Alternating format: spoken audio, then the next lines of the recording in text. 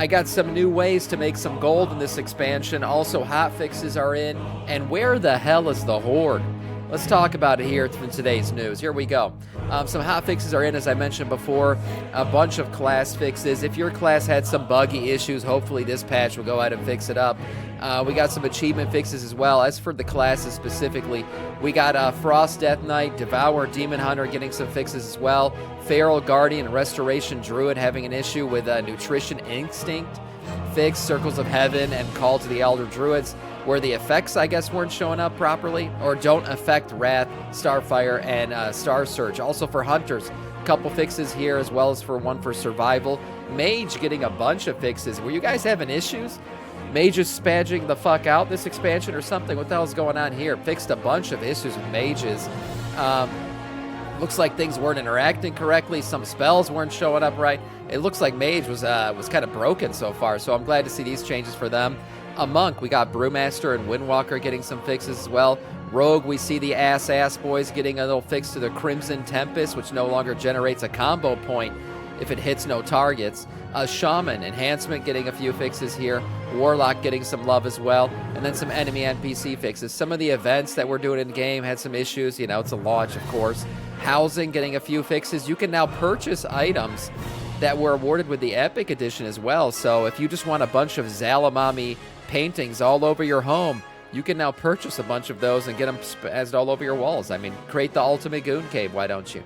A few item fixes as well, some PvP issues that have been resolved, prey issues as well, and then professions and quests. Obviously, a bunch of new quests, bunch of new issues, right? It's an indie dev company. What are we going to do? Renown and reputation fix where you weren't able to go past rank 11. Now you can. My God, some of you degens are already at rank 11 on this shit. The fuck? Take a breath. Go take a shit. What the hell's going on here? And then some world shit. Yeah, some fixes for that as well. So there you go, a bunch of hot fixes in. A little thing here about Prey. If you've been doing the Prey system, you should be doing it, honestly. It's a nice little progression thing to be doing right now. Plus, you can prepare yourself to jump into, what do they call the, not horrific, whatever the highest level of Prey is, right? That you can't do that yet until the season opens up. So preparing yourself to unlock that is a really good idea right now. So you can take your normal, regular Prey, put it into hard mode Prey, and you could do that by completing 4 of the Prey runs. But while you're doing that, you might want to do this real quick. It's called riposts. And what essentially it is when the Prey target shows up randomly, right? And you get a little scuffle with him, and then he disappears because he's a little bitch and he runs away.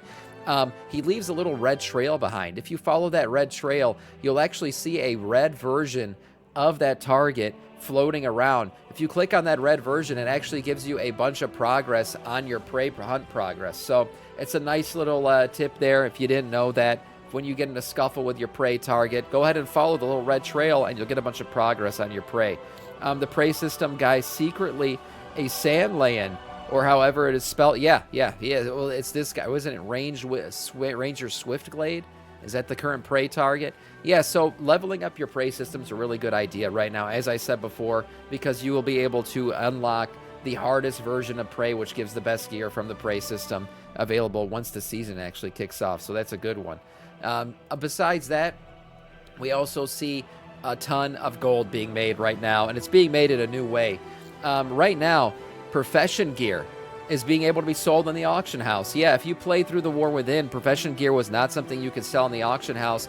Blizzard changed that in a hotfix, and now all Profession gear is essentially bind on equip, which means tons of people are making tons of money by selling this shit. So if you've got Profession gear, if you've crafted some, this is a really good way to make some quick money right now. People posting this shit on the auction house for outrageous amounts of gold, and Professions are really big right now. Obviously, Profession gear, totally a big thing in the game.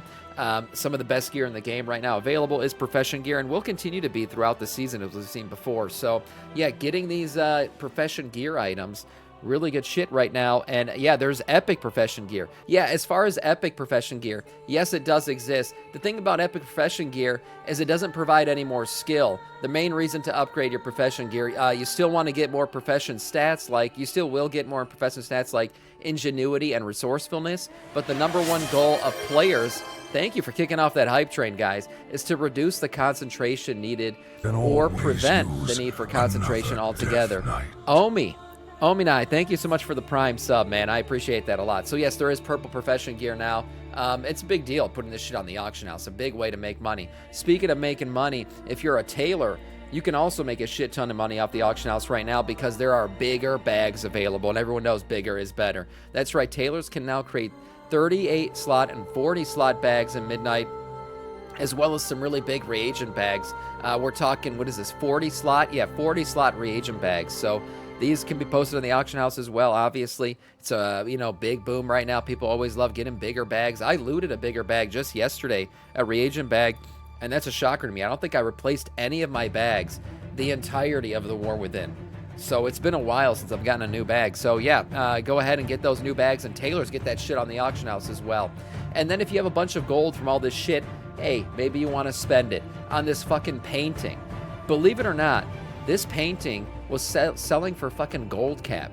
9,999,999 was the previous price of this thing. You could buy it from an NPC inside of a dungeon. I didn't realize this was even a thing, but hey, Housing Andy's out there doing fucking Housing Andy things. Yeah, this painting, believe it or not, was costing that much gold. It was called the Shoe Halo Perspective Painting, bought from Kravitz Laurent inside Murderer's Row Dungeon.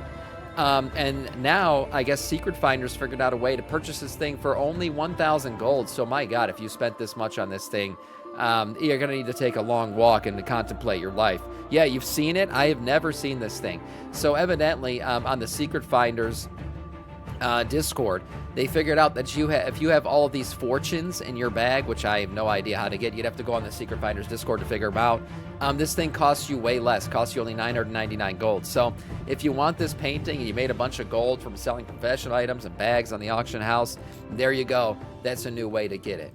And now let's get into the lore a little bit more here, guys. I have an honest question. Where the hell are the Horde? Where the hell are the Horde? We're currently in Silvermoon, walking around right now, and if you're a Zandalari troll, the guards have essentially been spitting on you. So the elves have not been taking very kindly to some of the Horde members in Silvermoon right now.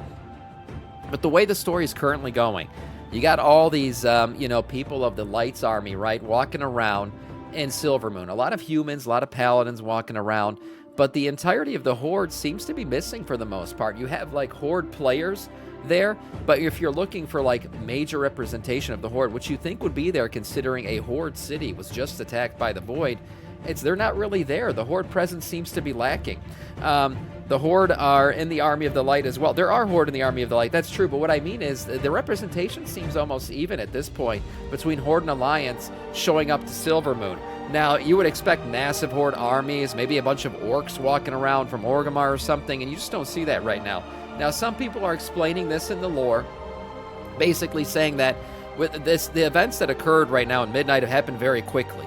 Xal'atath showed up, major battle, the Army of the Light gets summoned to Silvermoon, and we are still currently dealing with we are just basically a week out from that major attack from Xal'atath. So to move major armies across Azeroth, yes, there are mage portals and shit. I mean, this is a fantasy world. But to move major armies and big resources may take some time. So perhaps we see a bunch of Horde generals show up later in this expansion, as well as a bunch of Horde representation in Silvermoon. But as of right now, it does feel somewhat even. Now, maybe we have a united front against the Void. Maybe that's what it is. Horde and Alliance, the faction lines don't really exist anymore. But for real, for me looking at the Horde right now, I do feel like there's just not enough orcs in the city. Maybe the elves don't want all the orcs in the city. It just feels like there's not a lot of, not as much Horde representation as you would expect for specifically a Horde city being attacked. Now, at the same time, where is Silvermoon? It's on a continent that's mainly Alliance-based. We're talking about the Eastern Kingdom. Silvermoon's at the top. Really, the Alliance, it's an easier trip for the Alliance to get to Silvermoon than it is for the Horde. So again, there's some geography involved. Maybe the timeline hasn't allowed the Horde to get there, and maybe we'll see more representation of the Horde as these things go forward. I haven't seen an Alliance guy in Silvermoon this week. What do you mean? Well, I mean, one of the main fucking storylines is literally Tyrellian, who's an Alliance guy, sitting there in the middle of the city. Sam can see this when he logs in about 15 minutes. Yeah, we'll see. Thelyssera isn't around because she's pregnant. I'm calling it right now. Oh, that's a good one. That is a good one. Maybe he told... That's right. Maybe Lorthamar told her to stay away because she is with child. Interesting. Interesting take there. I hadn't really thought about that. I'm sure Lord Thabar's pullout game is weak for sure. Do not waste crests in WoW Midnight. Plan ahead. That's right. Maybe you're going through the current, iterations of Midnight, right? Doing your current stuff, going through your Mythic Zeros and everything else, and maybe you just can't keep it all together in your head. I'm not a big add-on person. As I said before, I haven't downloaded any add-ons for this game. I'm playing currently Raw Dog and no add-ons. But if you want an add-on that it gives you a little weekly checklist of things to do right now, you can download Laria's weekly checklist. Gives you a little, checklist, literal checklist in the game to be able to do things weekly, and get through the things that you want to do. This essentially prepares you for the season. Once the season kicks off, the add-on updates to tell you what else you should be doing. So this is a nice thing right here. It also tells you how to not waste crests. So you see the crest little log here. It tells you exactly how far you should push your item level for each of the gear sets and ranks, and when you should and shouldn't use certain crests. So kind of a cool little calculator there. Not something I'd really consider to be an add-on. It's more like a spreadsheet, and it's been downloaded into the game. But a nice little thing here to keep track of shit if you really want to min-max everything in this game. And then finally, the Arthas action figure has arrived. I talked about this in a recent news update, and I didn't have a price for you guys yet or anything, and I told you guys about the in-game goodies that would be available with this thing. Well, we didn't have a price. The price ranges from $50 to $70 depending on which retailer you buy this action figure from.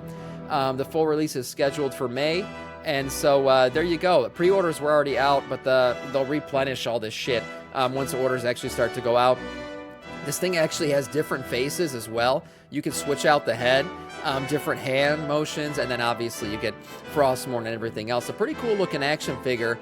Take a look right here. This thing also comes, as I said before, with in-game goodies. So you will actually get these gold versions if you played through the anniversary of WoW. Remember when the anniversary event was going on, we got these cool anniversary back pieces. Well, this is like a bronze or gold version of these. So you get these in-game. There's a little code for them in the box with this purchase that you can actually use. Don't lie, Sam, you're gonna buy it. I actually have another action figure. I don't know who made it, but I do have an Arthas action figure that looks a lot like this one. I don't have this one made by McFarlane Toys, but I might get it. Yeah, I might get it. I'm not gonna lie. It's pretty nice. And 50 to 60 $50 ain't bad. $70 kind of feels like a lot. That's a big price range for different retailers, if I'm being honest. A $20 price range based on who you buy it from is kind of a lot. But for $50, I think it's a pretty good purchase, man. This thing's pretty detailed. I mean, look at this. It's got an actual cloth cape and everything. So, cool looking action figure. I mean, yeah, I'm a sucker for anything Lich King related, definitely. And you get some in-game goodies, so why not? And for today, that is all in terms of news.